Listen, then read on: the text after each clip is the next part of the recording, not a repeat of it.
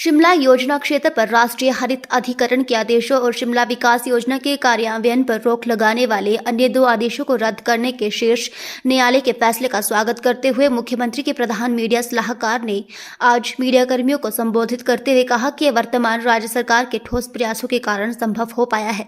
उन्होंने कहा कि प्रदेश सरकार द्वारा शिमला में विकास गतिविधियों और निर्माण पर पूर्ण प्रतिबंध के खिलाफ मामले को प्रभावी ढंग से सर्वोच्च न्यायालय के समक्ष प्रस्तुत किया गया। उन्होंने कहा कि शिमला विकास योजना को वर्तमान सरकार द्वारा मार्च 2023 में शिमला योजना क्षेत्रों में निर्माण गतिविधियों के लिए एक नए ब्लूप्रिंट के साथ अधिसूचित किया गया था, जिसमें यह तर्क दिया गया था कि एनजीटी ने अपने अधिकार क्षेत्र को पार कर लिया है। उल्लेखनीय है कि सर्वोच्च न्यायालय ने हिमाचल प्रदेश उच्च न्यायालय में लंबित एक मामले को स्थानांतरित करने का आदेश दिया था, जिसमें विवादास्पद शिमला विकास योजना 2041 को रद्द करने के राष्ट्रीय हरित प्राधिकरण के हालिया फैसले को सर्वोच्च न्यायालय में सुनवाई के लिए चुनौती दी गई थी। उन्होंने कहा, आज उच्चतम न्यायालय के फैसले ने शिमला के लोगों को उन विकास गतिविधियों को पूरा करने के लिए बहुत जरूरी राहत दी है जो पिछले कई वर्षों से अधर में लटकी हुई थी।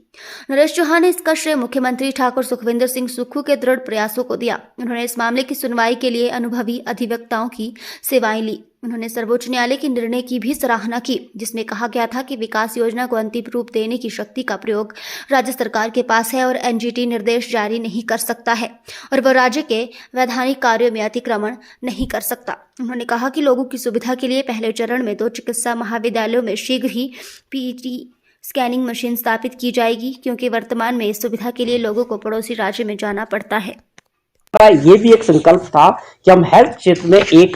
टेक्नोलॉजी बेस्ड और एक एडवांस सिस्टम तैयार करें, जिसमें हमारे पूरे प्रदेश के लोगों का आने वाले समय में लक्ष्य गवर्नमेंट का बड़ा साफ है कि हम इस तरह से एक हेल्थ कार्ड तैयार करें, ऐसा डेटा तैयार करें जिसमें जो HIMS के तहत हम 56 जगह कर रहे हैं। ये ट्रायल बेसिस पे इसको पूरे प्रदेश में आगे और सेकेंड फेज में इसको आगे ले जाएंगे। इसका क्या लाभ होगा? इसका सबसे बड़ा लाभ होगा कि हमें हर बार यहाँ पर हम जब भी किसी भी जगह जाते हैं, जब हमें कोई बीमारी होती है या हम हॉस्पिटल जाते हैं, तो हमें वहां पर पूरी तरह से डॉक्टर्स को अपनी द्वारा से पर्ची बना के हर चीज बतानी पड़ती है। आपसे और हमसे डॉक्टर पूछता है कि जी आप कब से ये खा रहे हैं, कब से आप ऐसा महसूस कर रहे हैं, आपको कौन सी बीमारी हो सकती है। आपको दोबारा से पूरे टेस्ट करवाने पड़ते हैं कि वो ये जानने के लिए कि आप कब से किस बीमारी के चपेट में आए हैं। तो वो ये सारी सिस्टम को एडवांस टेक्नोलॉजी के साथ जोड़ने से इससे प्रदेशवासियों को एक बहुत बड़ा फायदा होने वाला है। उनका पूरा डेटा जो है पेशेंट्स का पूरे हॉस्पिटल्स में होगा और जाते ही आपके ऊपर जैसे ही आप क्लिक करोगे आपका पूरा डेटा निकल जाएगा कि आप कब से कौन सी मेडिसिन ले रहे हैं, आप कब से किस चीज का ट्रीटमेंट ले रहे हो, आपके अंदर कौन सी बीमारियां हैं और क्या है। ये सारा होने की वजह से उसमें बहुत एक मैं समझता हूं कि पेशेंट का इमीडिएट उसको ट्रीटमेंट मिलेगा और जो एक फॉर्मेलिटीज है टेस्ट करवाने की या पिछले इतिहास को, उसके हिस्ट्री को जानने की, इसमें सारा समय बचेगा। कहने का मतलब है हमारी सरकार का और माननीय मुख्यमंत्री जी का ये प्रयास है कि हम हेल्थ सेक्टर में जितनी एडवांस टेक्नोलॉजी को अपना सकते हैं वो अपना लें। आपने पहले भी देखा कि मुख्यमंत्री जी ने इस बात को लेकर भी जिक्र किया कि हम पैट स्कैन मशीन लगा रहे हैं हिमाचल प्रदेश में। वो इनिशिएटिव हमारी सरकार ने किया कि पैट स्कैन जो मशीन्स है वो अभी तक हिमाचल प्रदेश में नहीं है। ये महंगी मशीनें हैं, लेकिन हमारी सरकार ने ये तय किया था कि हम इसको कम से कम 2 मेडिकल कॉलेजेस में पैट स्कैन मशीन लगाने जा रहे हैं। उसके अलावा रोबोटिक सर्जरी की जो बात हुई थी उसमें हमारी सरकार ने बहुत तेजी से आगे बढ़ा है। उसको रोबोट मशीनरी को एक्वायर करने के लिए टेंडर्स वगैरह है, उसका पे काम चल रहा है। और भी इसके अलावा मुख्यमंत्री जी ने आज की मीटिंग में ये साफ अपनी मंशा और सरकार की है कि हेल्थ सेक्टर को मजबूत करने के लिए बेस्ट हेल्थ सर्विसेज अपने प्रदेश के लोगों को देने के लिए हम हर तरह के आने वाले समय में भी जो भी advance technology, advance treatment, advance machinery हमको एक्वायर करनी पड़ेगी, उस बात पे कोई कॉम्प्रोमाइज नहीं होगा। और ये सारी दोनों स्कीमों को अगले चरण में पूरे प्रदेश के अंदर ले जाएंगे और अभी जहां पर थोड़ी कमियां हैं उसको सुधारेंगे और स्टाफ की या डॉक्टर्स की। लेकिन ये शुरुआत जो पिछली सरकार में ये इन बातों की ओर ध्यान नहीं दिया गया कि खाली रहे हॉस्पिटल्स, डॉक्टर्स नहीं थे, तो उस बात पे हमने इस बात का फोकस किया और इन योजनाओं को आगे बढ़ाया। दूसरी बात जो थी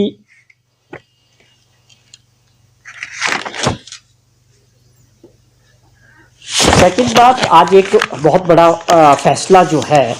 माननीय सुप्रीम कोर्ट का है। उसमें विषय था कि जो शिमला प्लानिंग एरिया था या शिमला प्लानिंग एरिया के अंदर जो साडास थे, जैसे आप समझें साडा कुफरी, साडा शोगी या साडा तीसरा जो साडा है, या उसके अंदर जो है एडिशनल प्लानिंग एरियाज थे, उन क्षेत्रों में आप सभी जानते हैं कि पिछले काफी समय से एनजीटी के आदेशों के अनुसार कंस्ट्रक्शन पे पाबंदी थी और कुछ जगह जो ग्रीन एरिया थे, कोर एरिया थे, शिमला प्लानिंग एरिया की हम बात कर रहे हैं, उसमें भी कंस्ट्रक्शन पे एनजीटी ने बैन लगा रखा था और काफी समय से था। उसके बाद सरकार ने प्रयास किया कि हम एक डेवलपमेंट प्लान जो है शिमला के इस प्लानिंग एरिया के लिए बनाएं। उस पर भी एनजीटी ने जो है अपना जो है स्टे कर दिया था वो भी। तो उसके बाद हमारी सरकार बनी, हमने इसको प्राथमिकता के आधार पर सरकार ने और माननीय मुख्यमंत्री जी ने पर्सनली इसको इंटरवेन किया कि हमको इस लड़ाई को सुप्रीम कोर्ट से गंभीरता से लड़ना है विद फैक्ट्स के साथ। तो उस पर जो भी आगे आज सुप्रीम कोर्ट का फैसला आया, उसमें बहुत बड़ी राहत यहाँ पर रहने वाले लोगों को, उसमें सरकारी भवन भी थे, बहुत सारी ऐसी बिल्डिंग्स थी जो काफ़ी समय से फंसी थी। जैसे आप बात करें कि हमारा आईजीएमसी मेडिकल कॉलेज की जो बिल्डिंग थी हॉस्पिटल की, वो उसमें फंसी थी, और बहुत सारे ऐसे जो विकास की दृष्टि से जो काम होने थे, चाहे वो सरकारी क्षेत्र में थे, उसमें सब में दिक्कत आ रही थी। आज जिस तरह का ये दोनों फैसलों को आज माननीय सुप्रीम कोर्ट ने उनकी एनजीटी की दोनों बातों को खारिज किया, और एक बहुत बड़ी आज ये हमारे लिए राहत की बात है कि आने इस फैसले के बाद जो कामों में रुकावट आई थी सरकारी क्षेत्र में, या लोगों की जो एक बहुत बड़ी डिमांड थी कि घरों की कमी है, लोग घर बनाना चाहते हैं, कई लोगों के अपने प्लॉट्स थे ग्रीन एरिया में, तो काफी समय से इस बात की लड़ाई लड़ रहे थे कि हमको भी अपना आशियाना बनाने की उसमें इजाजत मिलनी चाहिए। तो ये सारी चीजें आज साफ हो गई कि ग्रीन एरिया में कितनी कंस्ट्रक्शन होगी, कितना घर वो बना पाएंगे, उसमें 2 स्टोरीज होगी, या जहां पर ड्राइव इन होगा, सड़क होगी, वहां पर पार्किंग फ्लोर भी मिलेगा, और उसके बाद कोर एरिया में क्या है, ये सारी बातें उसमें जजमेंट में साफ की गई है। और जो development plan town and country planning है सरकार ने जो बनाया था, उसको जो है अब वो लागू हो सकता है, क्योंकि सुप्रीम कोर्ट ने उस बात को माना है। सुप्रीम कोर्ट ने इस बात को माना है कि ये काम सरकार का है, कानून बनाना, नियम्स बनाना, उसमें एनजीटी का कोई काम दखल अंदाजी नहीं होनी चाहिए। तो ये हमारी सरकार की 1 साल के अंदर की अपनी, मैं इसको एक बहुत बड़ी उपलब्धि मानता हूँ, जिससे लोगों को बहुत राहत मिली। और सरकार ने जिस प्रकार माननीय मुख्यमंत्री जी ने पर्सनली इसमें इंटरवेन करके प्रयास किए कि इसको हम अच्छे से वकील करके अच्छे फैक्ट्स रखे अपने माननीय सुप्रीम कोर्ट के सामने, तो आज उसका परिणाम ये हुआ कि लोगों को एक बहुत बड़ी राहत जो है शिमला प्लानिंग एरिया में मिली है, जिसमें लोगों के अपने पर्सनल भी पैरों के अपने प्लॉट्स थे, ज़मीनें थी, अपना घर बनाना चाह रहे अपने परिवार के लिए, तो उनको आज एक बहुत बड़ी राहत मिली है। मैं इसके लिए अपनी सरकार के और माननीय मुख्यमंत्री जी को भी बधाई देता हूं कि जिस प्रकार से उन्होंने सारे मामले को खुद इंटरवेन किया और इस पर नज़र रखी, आज हमें ये सफलता मिली है। मैं इसके लिए सभी का, उनका जो हमारे एडवोकेट्स भी थे जिन्होंने ये सारा काम किया, अधिकारी भी थे, सबको बधाई देता हूं कि आप लोगों ने एक बड़ा अच्छा काम किया और प्रदेश के विकास में और राजधानी में जो विकास था उसको आगे बढ़ाने में से बहुत बड़ी मदद मिलेगी। बनने के बाद हमारी सरकार ने और माननीय मुख्यमंत्री जी ने इस बात पे पहला फोकस रखा कि जो हिमाचल प्रदेश में हेल्थ सर्विसेज हैं, स्वास्थ्य क्षेत्र में, इसमें और इसको मजबूत करने के लिए इस क्षेत्र को और स्वास्थ्य सेवाओं को गांव तक और हिमाचल प्रदेश के लोगों तक बेहतर तरीके से करने का जो संकल्प हमारी सरकार का था, उसके लिए हमारी सरकार ने 1 वर्ष के कार्यकाल में जो फैसले लिए और जो योजनाएं बनाई, उसको लेके आज माननीय मुख्यमंत्री जी ने हेल्थ डिपार्टमेंट की एक बैठक ली सेक्रेटरीट के अंदर, ये जानने के लिए कि जो हमारी सोच थी और जिस तरह हम हेल्थ क्षेत्र को और सुदृढ़ करना चाहते हैं स्टेट के अंदर, गांव-गांव तक लोगों के स्वास्थ्य को लेके अच्छी सुविधाएं, एडवांस टेक्नोलॉजी के साथ, हम जो सोच थी, जो फैसले हमने 1 साल के अंदर लिए, उसकी रिव्यू मीटिंग के तौर पे आज माननीय मुख्यमंत्री जी ने हेल्थ अधिकारियों के साथ मीटिंग ली और उसका फीडबैक लिया। खास तौर पे हमारी सरकार ने फैसला लिया कि हम एक ऐसी आदर्श स्वास्थ्य योजना शुरू करें, जिसके अंदर हमारी सरकार ने एक फैसला लिया कि पूरे 68 कॉन्स्टिट्यूएंसी में हर जगह एक ऐसा स्वास्थ्य केंद्र होना चाहिए जहां पर हमने 6 डॉक्टर्स मिनिमम,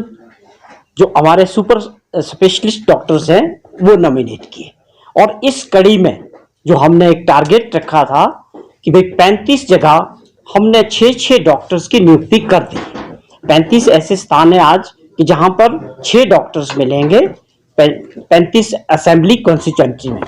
और स्पेशलिस्ट डॉक्टर को रखा गया, डिप्यूट किया गया। और आज माननीय मुख्यमंत्री जी ने एक बात को माना है कि अगर हम इन हर क्षेत्र में स्पेशलिस्ट डॉक्टर बैठते हैं तो जो हमारे रोगी हैं या जिनको स्वास्थ्य सुविधाएं चाहिए वो आप ये माने कि उनके क्षेत्र में मिलेगी। अब अगर एक हॉस्पिटल के अंदर 6 डॉक्टर्स बैठे हैं तो लोगों को डिस्ट्रिक्ट हॉस्पिटल्स में या बड़े हॉस्पिटल में जाने की सीधे तौर पे जरूरत नहीं पड़नी चाहिए। सोच हमारी सरकार की और माननीय मुख्यमंत्री जी की ये थी कि स्वास्थ्य क्षेत्र में बहुत काम करने की आवश्यकता है। अगर हम 70-75 साल आजादी के बाद आज भी स्वास्थ्य क्षेत्र में बहुत संभावनाएं हैं कि अच्छी सेवाएं बनाने के लिए। आज एग्जाम्पल के तौर पे अगर हमें कहीं भी थोड़ी सी भी दिक्कत हो जाए तो डॉक्टर्स उसको क्या करते थे कि सीधा रेफर कर देंगे आईजीएमसी।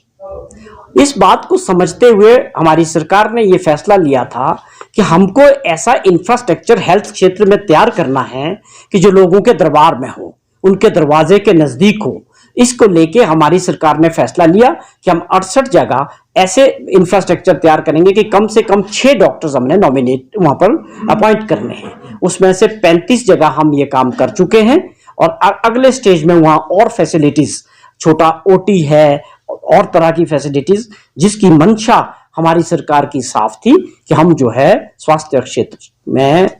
रूरल एरिया में खास तौर पे इसको सुदृढ़। ये जो चला, आप समझ रहे हैं कि एनजीटी कम से कम 8-10 सालों से, जब सुरेश भारद्वाज जी मंत्री रहे